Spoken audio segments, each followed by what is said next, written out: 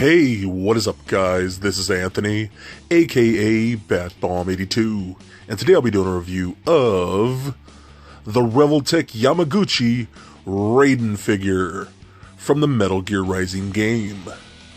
Now, taking a look at the front, we can see that the figure is showcased in a window box packaging surrounded by his multiple accessories. Turning the box around, we can see multiple images of the figure in multiple posing positions. On the left, a list of all of his accessories, and just below that, a rundown of how to swap out his interchangeable parts.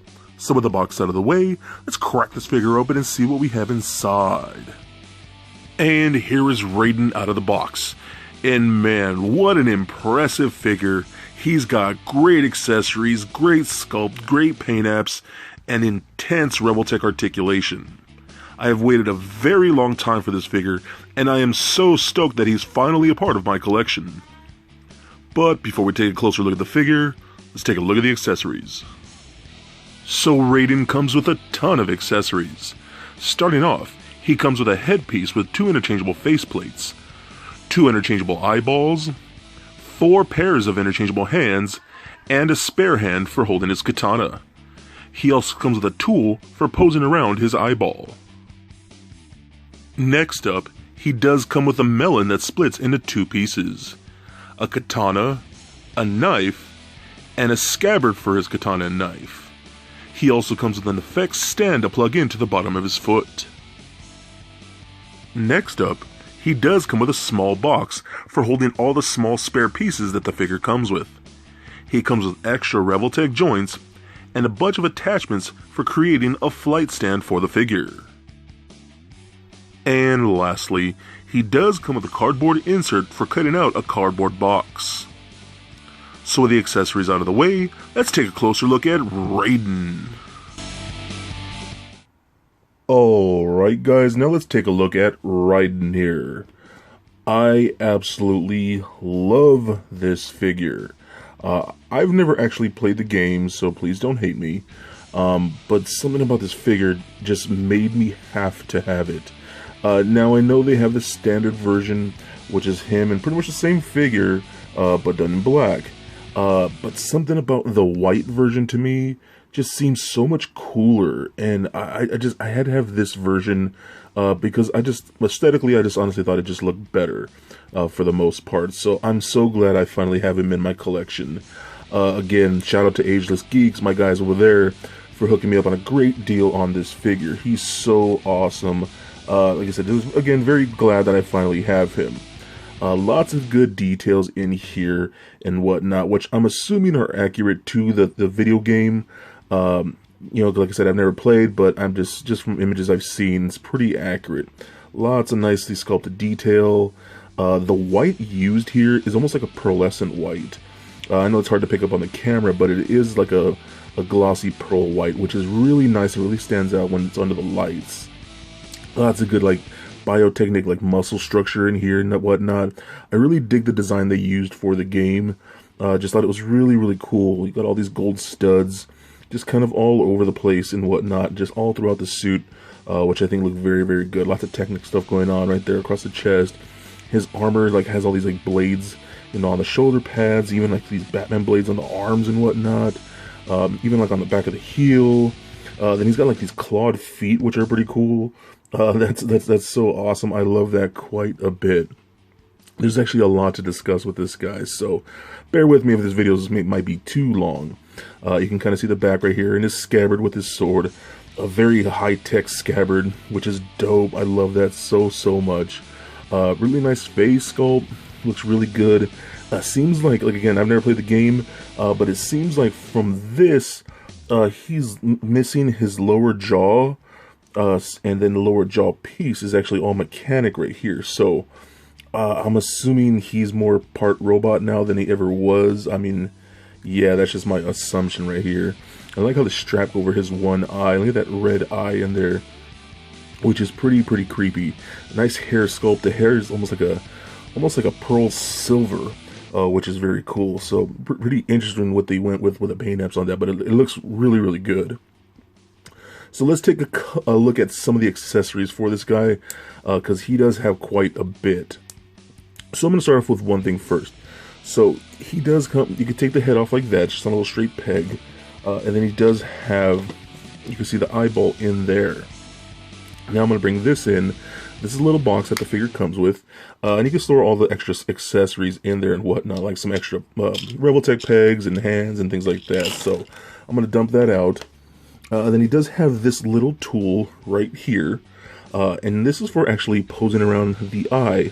So if you can see in there, you can actually use this to move the eye around. So you can kind of see what I'm doing, like how it's like looking out across. So yeah, let me see if I can just move it around. You can see how kind of creepy that is. Oh, it's so weird, but you can do that. Then he also does come with a regular, more like a blue eye. If you don't want to get the red, you don't want to use the red eye, so that is an option. And if you want to change the faces, because he does have like a face shield, you just take like these bangs off right here. Those are just on little pegs, and you can switch them out for this, which is more like a face guard. So you kind of plug in like that, and then you get that look right there, which is my preferred look when I'm going to have him on display.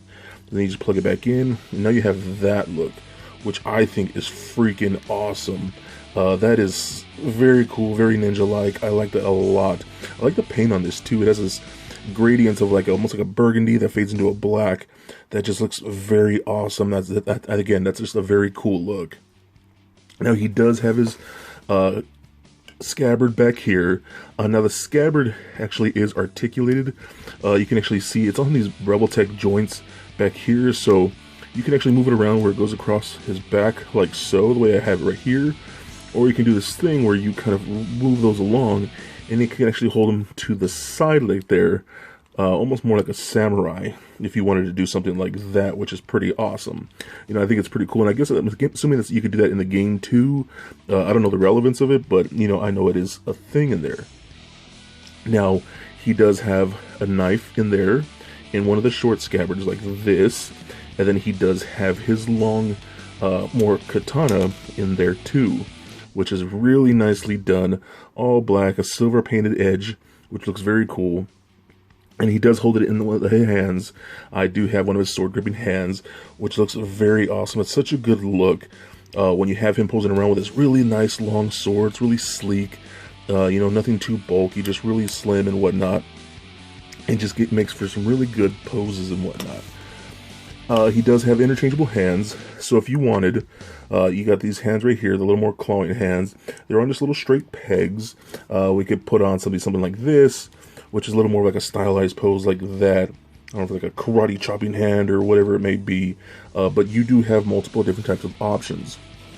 You do get some more Revoltech joints. I'm assuming just in case some of them break. And then you do get something like this melon right here that splits into two pieces.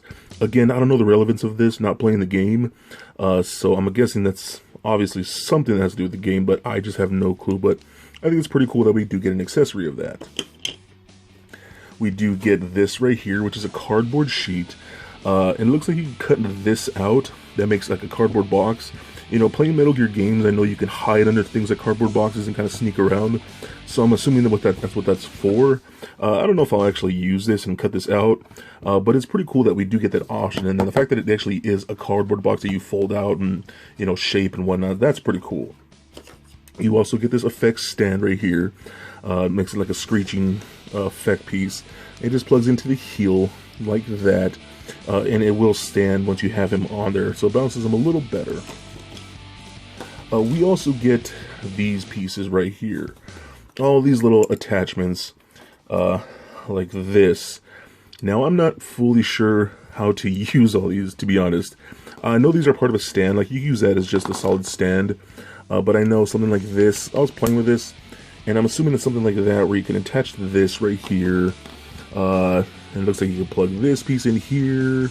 Something like that. And I don't really know how this is supposed to be used, to be honest. I kind of just stood it like that, how it is, and like say I just got him in some type of aerial pose or whatnot, and then just kind of like stuck it up his butt right there. You know what I mean? Then I got some like aerial poses like that. You can see where it's kind of going. And I mean, I don't know if it's supposed to be like that, but that's kind of how I used it. So, you know, for all I know, I'm completely wrong in how I'm doing that. So, yeah, maybe it's just me. I'm just not figuring that out, I guess. And then you get this little attachment right here, which is pretty cool. This is actually for holding the sword. It's really tight, but basically you hold the sword like that and plug this into the foot, and you kind of like bend the foot down. So, because I know in the game he can actually hold his sword with his feet, and he'll swing it around with using his feet like that. So that's pretty cool. I do love that option as well. So again, just a lot of accessories. So now let's take a look at articulation here, because this articulation, you know, if you're not really used to Revoltech joints, Revoltech figures, yeah, there is a bit of a learning curve because there's a lot going on with this. So like I've showed you the scabbard, that is articulated. So you got lots of Revoltech joints in there. So you can pretty much do whatever you want with it. The head and the neck are on ball pegs, Revoltech joints and whatnot. So you can kind of roll around a bit, just like that. Let me zoom in my let me focus my camera a bit. So you can roll the head around just like that, which looks very nice. Goes all the way up with the neck joint. You can look up, came out of the peg. Hold on, let me get that back in there. There we go. So you can look up about that far, down that much with the neck joint like that. You can turn left and right, roll it all around, pivot side to side, just like so. We got those Revoltech joints that go all the way up like that, down to the side, out about that far. Kind of rotate in there a little bit. A joint at the elbow, as well as rotation at the elbow. The hands are on those straight pegs, so they do rotate as well as hinge, just like that. We get a double ball peg right here in the midsection that goes all the way up into the chest area to the crotch area. So that rolls around right here, just like that.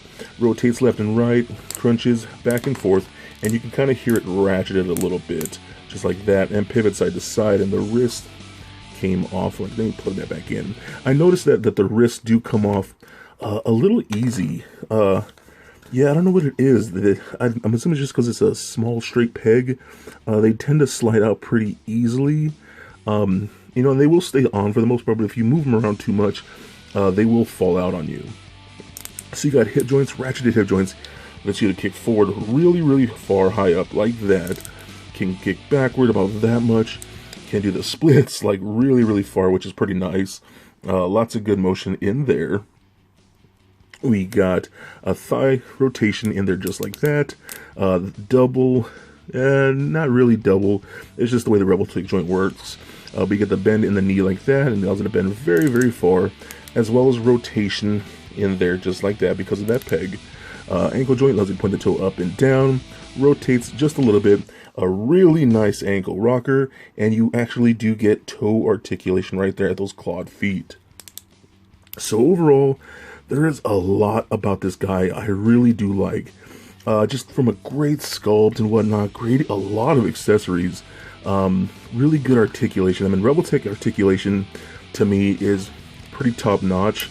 I know it's not for everyone. I know it can be a little ugly at times, but you can get these guys in such dynamic poses that it really makes me forget about the ugly joints, to be honest. So, you know, if you're a big Metal Gear fan, especially of the game from which this figure's from, I think you absolutely love him, and I think he is definitely a must-get.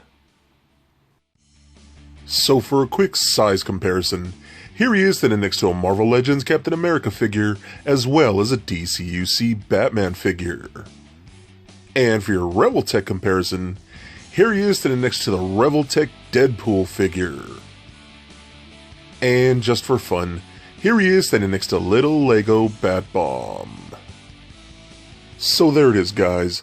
My review of the Revoltech Yamaguchi Raiden figure from the Metal Gear Rising game. Now, I absolutely love this figure. I know not everyone will like it because of the Revoltech joints, but he's got an amazing sculpt, great paint apps, a ton of accessories, and his articulation when getting him posed in certain positions, he is absolutely amazing. You can do pretty much anything with this figure that you want. So please comment, like, and subscribe. Stay nerdy, my friends. Peace.